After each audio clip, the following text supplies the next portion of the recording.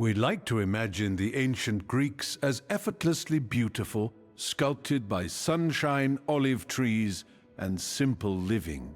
But behind those famous marble bodies was a grooming routine so fussy, so time-consuming, and so quietly exhausting that it might make even the most devoted modern skincare enthusiast raise an eyebrow.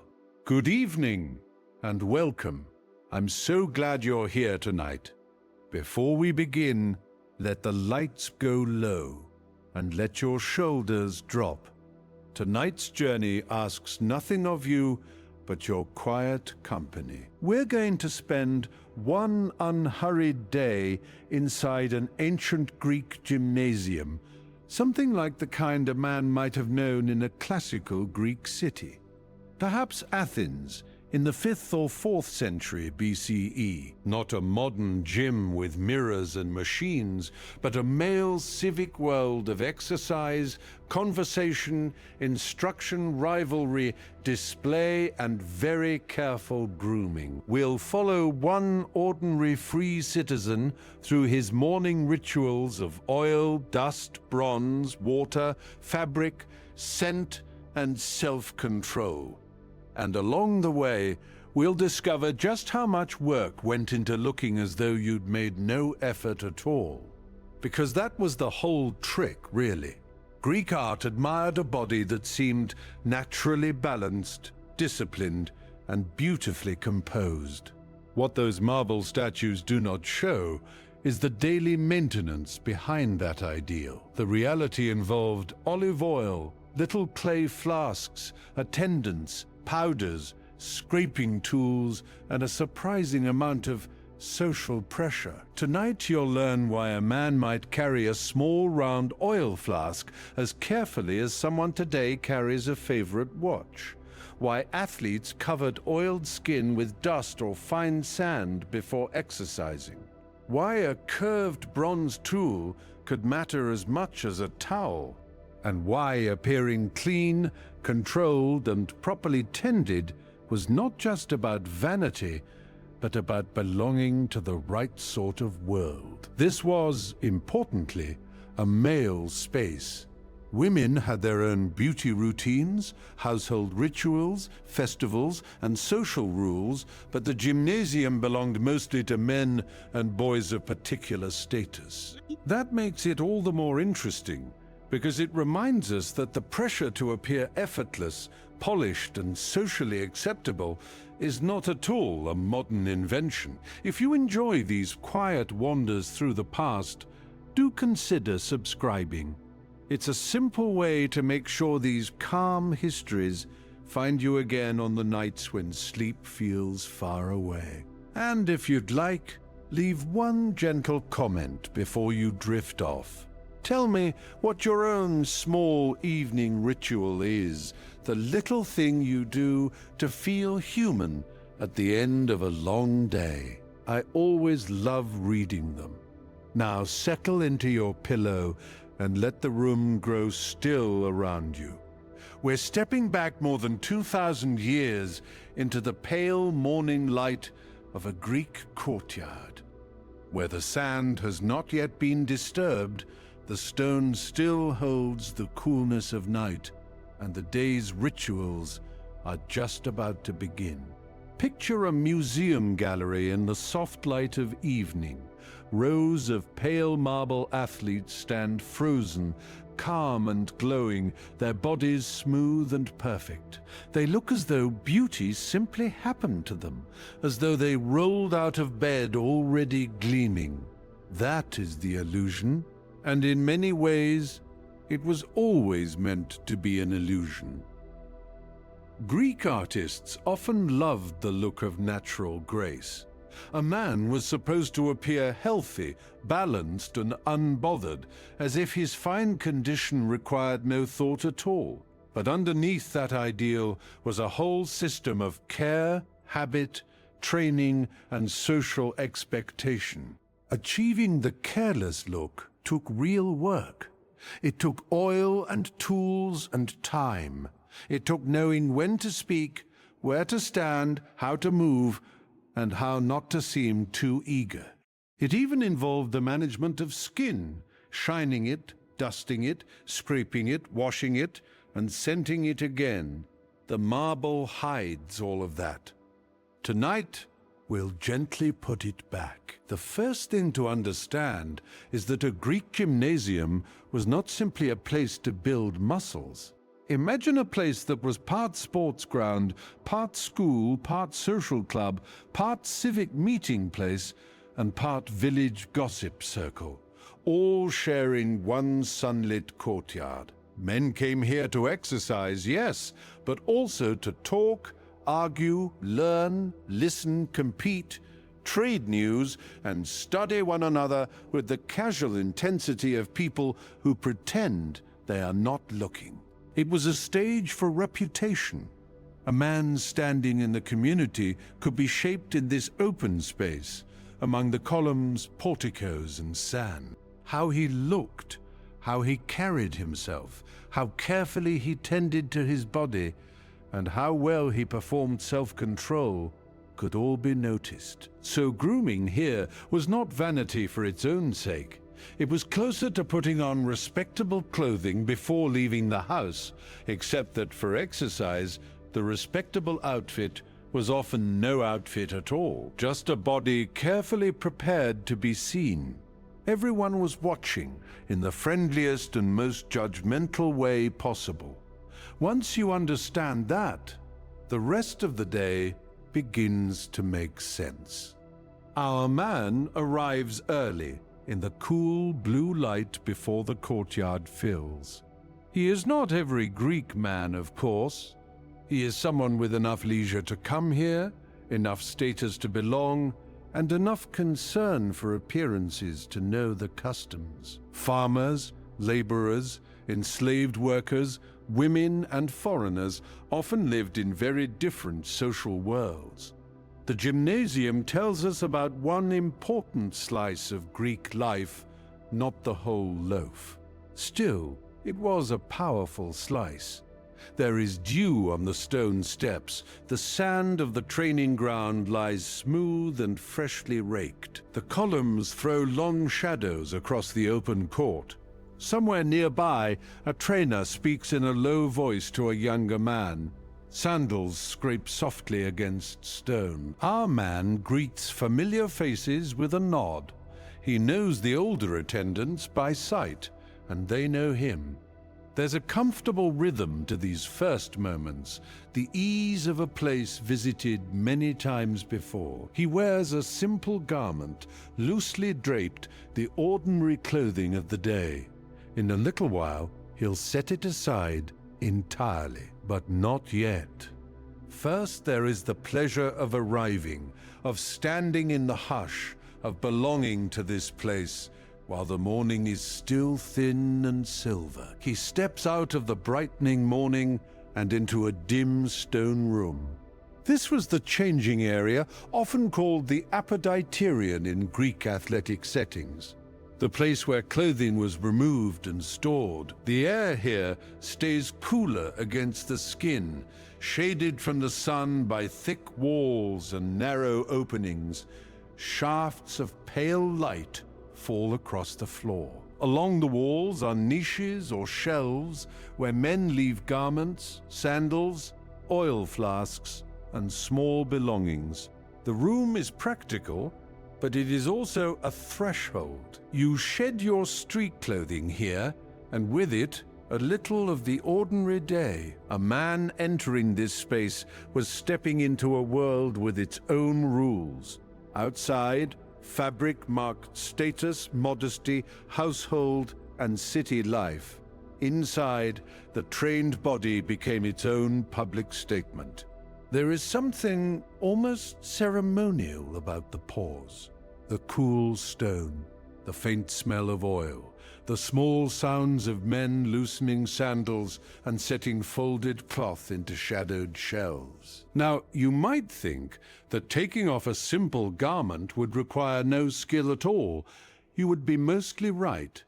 but not entirely. In a world that prized discipline and self-command, the way a man handled his belongings could still say something about him.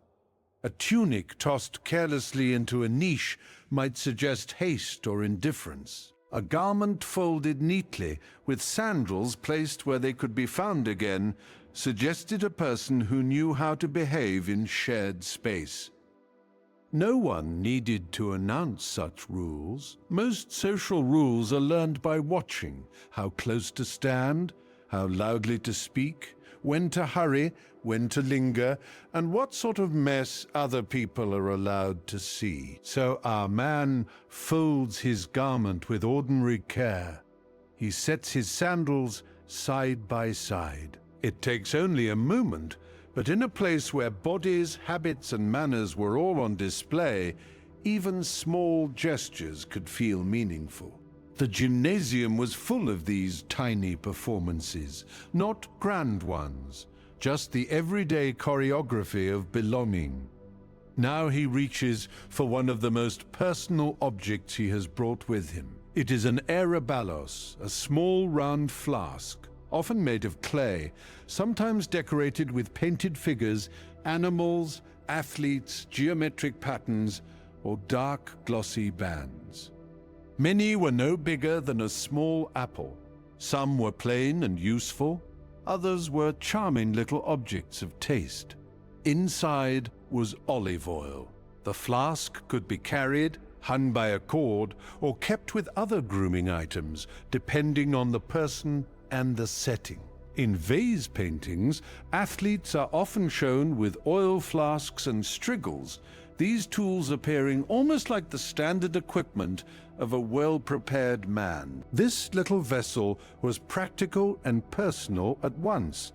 It was a container, but also a small statement. The shape, the decoration, the neatness of the stopper, the way it was carried, all might hint at means, taste, or habit. He works the stopper loose. The scent of olive oil rises into the cool air, faint and green and familiar. This simple act, opening the flask, is the true beginning of the grooming ritual.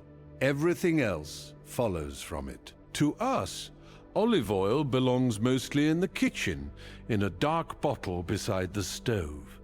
In the Greek world, it was far more than a cooking ingredient. Olive oil lit lamps. It softened skin. It was used in religious offerings, medicine, food, athletics, and daily care. It came from trees that took years to mature and from land that had to be tended patiently.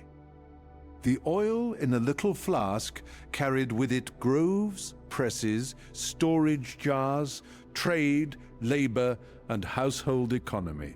Not all oil was the same. Some was everyday oil, good enough for lamps or common use. Some was cleaner, finer, more suitable for the body.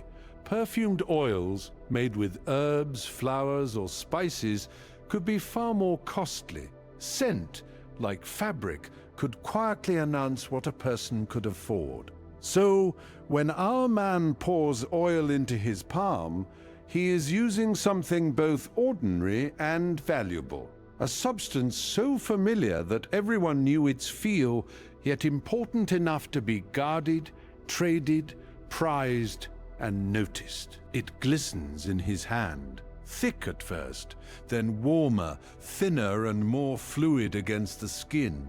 He begins to work the oil into his skin. This is slow and deliberate.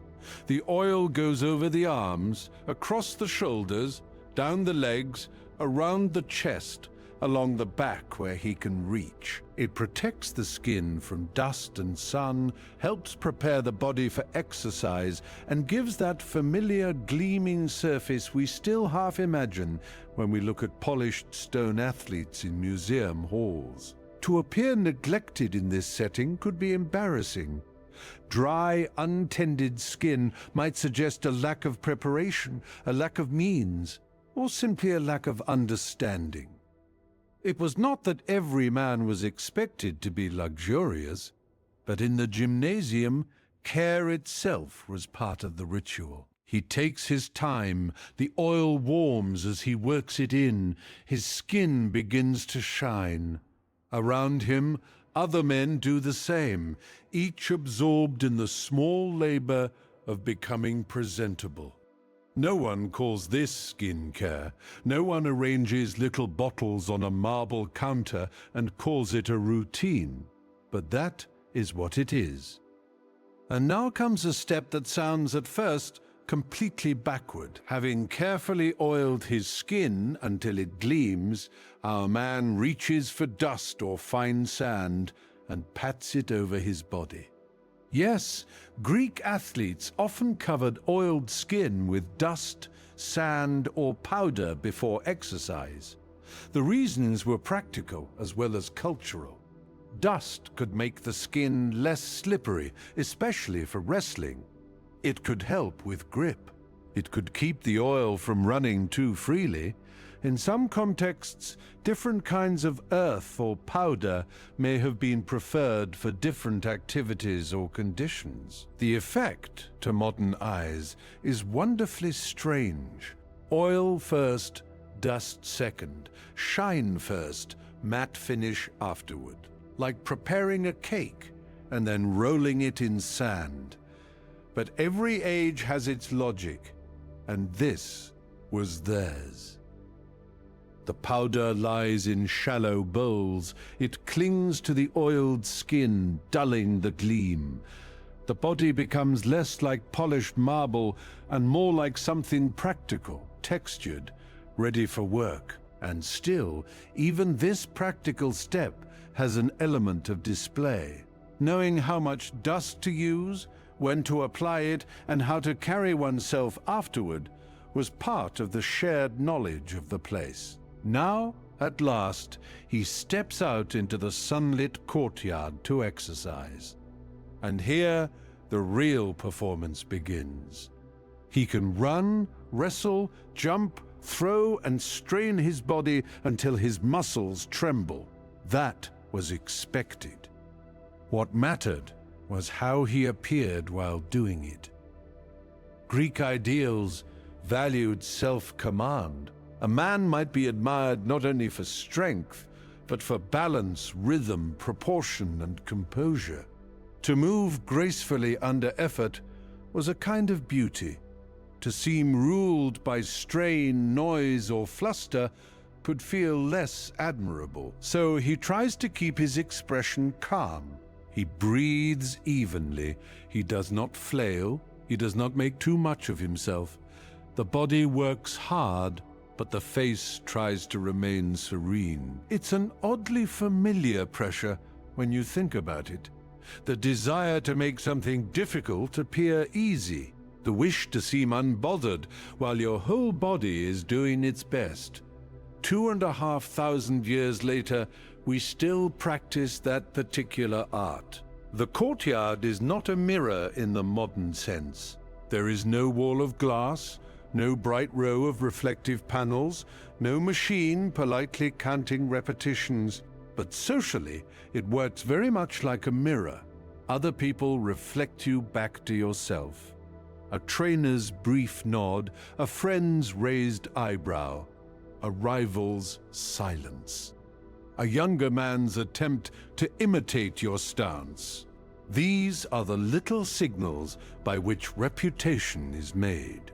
Here, the body is public, not the private body of sleep, illness, or household comfort, but the civic body, trained, disciplined, visible, and judged. The gymnasium helped teach men how to behave as citizens, how to compete without seeming uncontrolled, how to show ambition without appearing desperate. The absurdity, of course, is that all of this natural-looking poise required a great deal of arrangement. The body had to be oiled, dusted, trained, watched, and clean. Effortlessness, then as now, was often a carefully managed effect. When the exercise ends, our man is a mess Oil, dust, and sweat have combined on his skin into a paste. And this has to come off. Their solution was not a modern shower with soap foaming in the hand. It was a curved metal tool called a strigil. The strigil had a smooth, scooped blade, often bronze or iron, shaped to follow the curves of the body. Vase paintings and surviving examples show how common and recognizable it was. It belonged to the visual language of athletics: flask, strigil, body, dust, and effort. He draws it slowly across his skin, and it scrapes away the grime in patient strokes. Down the arm, along the leg, across the shoulder, carefully over the chest. Each pass lifts away a thin line of oil, dust, and sweat. It is tactile work, and probably satisfying in the way combing wet hair or wiping a steamed mirror can be satisfying. Their version of cleaning after exercise was a curved blade, a practiced hand, and patient stroke after stroke. The skin appears again beneath, and the morning's effort is lifted away.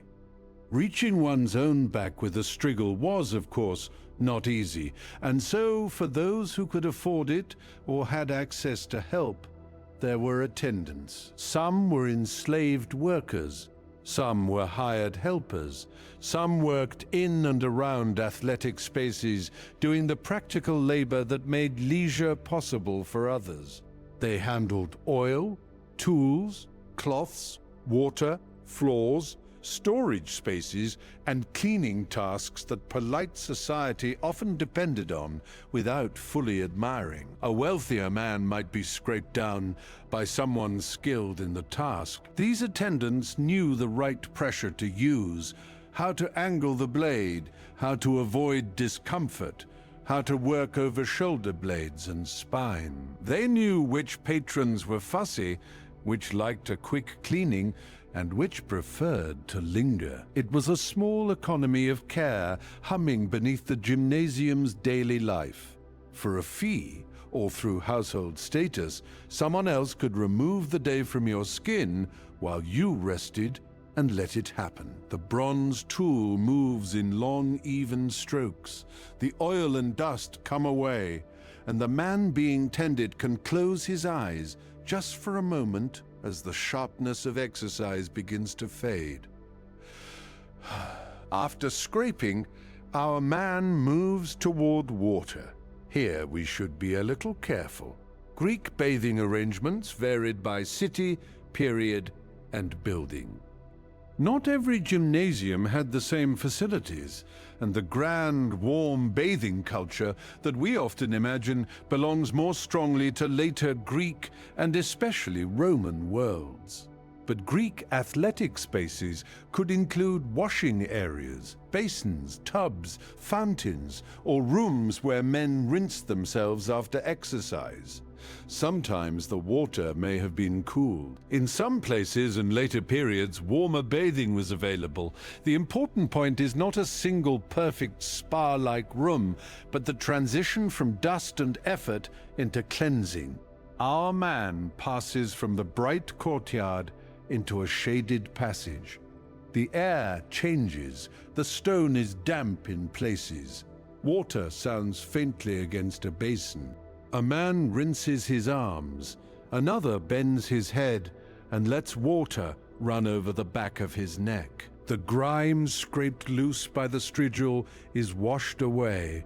The body cools, the breathing settles. This was not merely cleaning, it was recovery. Men lingered after exercise, talking in lower voices, stretching tired limbs, leaning against stone, letting the body return to itself.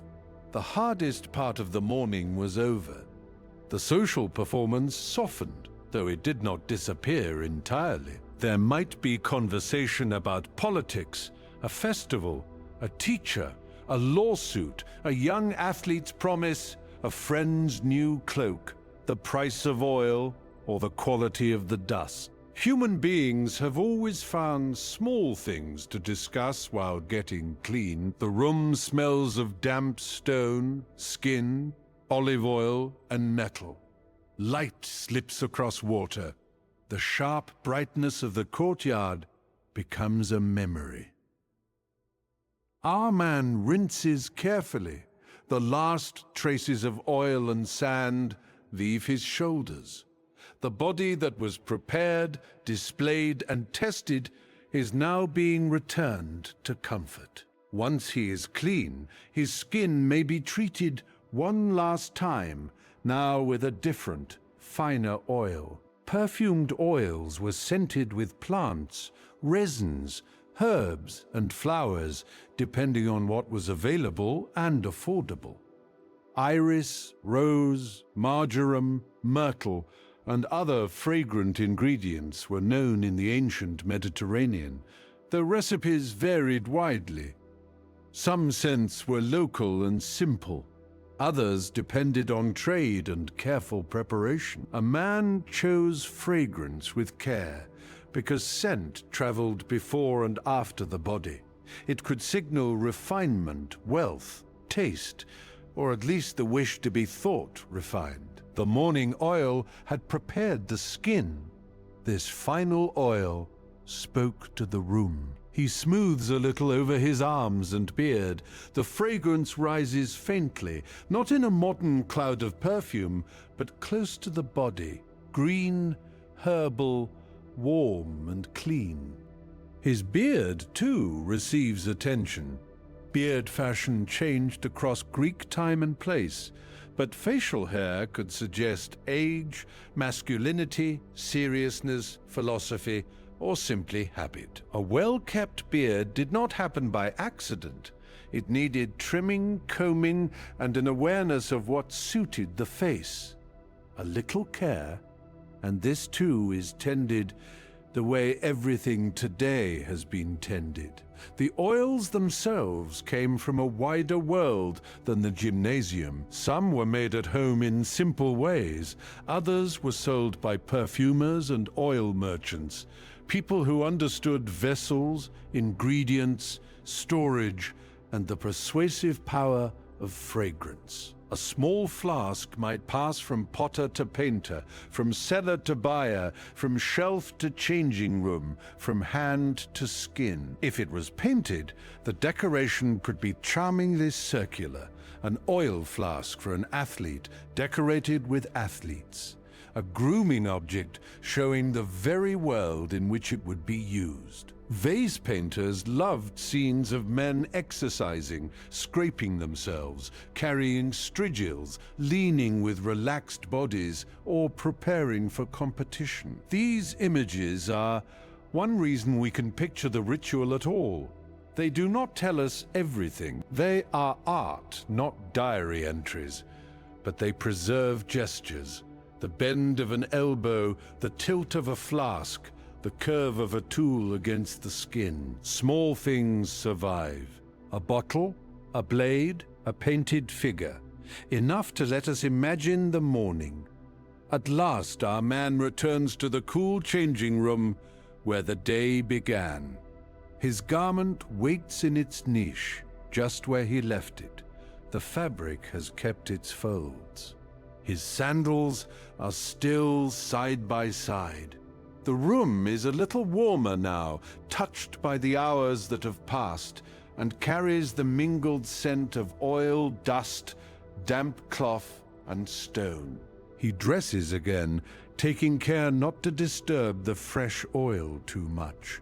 The fabric settles against skin that is clean, lightly scented, and no longer coated in sand. The urgency of the training ground feels distant now, like something belonging to an earlier version of the day. He is ready to step back into the city, composed and presentable. All the oil and dust and bronze of the morning have brought him here, to this satisfied moment. The strange thing is that, after all that work, the goal is to look as if none of it was work at all. Outside, the light has turned to amber, and long shadows stretch across the sand. The courtyard is emptying now. The busier voices have drifted toward the streets, and only a few figures remain among the columns. Our man lingers for a while, in no hurry to leave. He stands in the cooling air, clean and faintly scented, and simply breathes. The elaborate day has settled into a low glow. The oiling and dusting, the scraping and rinsing, the folding and refolding, all of it has quieted into contentment. There is no more need to arrange the body for display, no more need to be graceful under effort, no more need to make difficulty look easy. Behind him, attendants move through the rooms with practiced hands. One covers the shallow bowls of powder, one rinses a strigil and sets it where it can dry, one gathers a cloth from a bench, another checks the niches for anything forgotten. The sand of the courtyard will be raked smooth again before morning, ready for the next arrivals, the next small performances, the next careful flasks of oil. The stone still holds a trace of the day's warmth. A faint scent of olive and herbs hangs in the air, drifting and thinning. Somewhere, a door is drawn closed. The last light catches the edge of a column and then slips away. He tightens his garment against the evening cool. The street beyond the gate is quieter now. The city has begun its own descent into lamps, meals, low conversation, and sleep. There is no rule to follow in this moment, only the fading gold, the cooling stone, and the slow settling of a day well spent. He walks out through the gates as the first stars appear. The path leads away between tall cypress trees, dark against a deepening blue sky. Behind him, the columns of the gymnasium fade into shadow, holding their stone rooms, their bowls of dust, their little oil flasks, and their curved bronze tools until morning. Inside, an attendant folds the last cloth and sets the last flask upon its shelf. The bowls are covered. The lamps are dimmed one by one. The building settles into stillness, keeping its habits through the night. And so we leave him, fragrant and composed, walking slowly into the Greek evening, growing smaller against the darkening hills, until the sound of his footsteps fades into the quiet.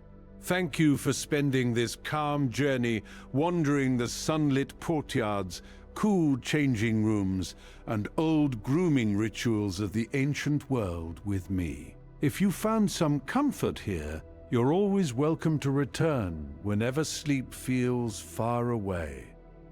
There will always be another gentle history waiting. For now, there is nothing more you need to follow and nothing more you need to do. Let the faint scent of olive oil, the hush of old stone, and the last amber light stay with you a little while. Let your thoughts grow slow and soft. Rest now. Sweet dreams. I'll see you again for another calm history.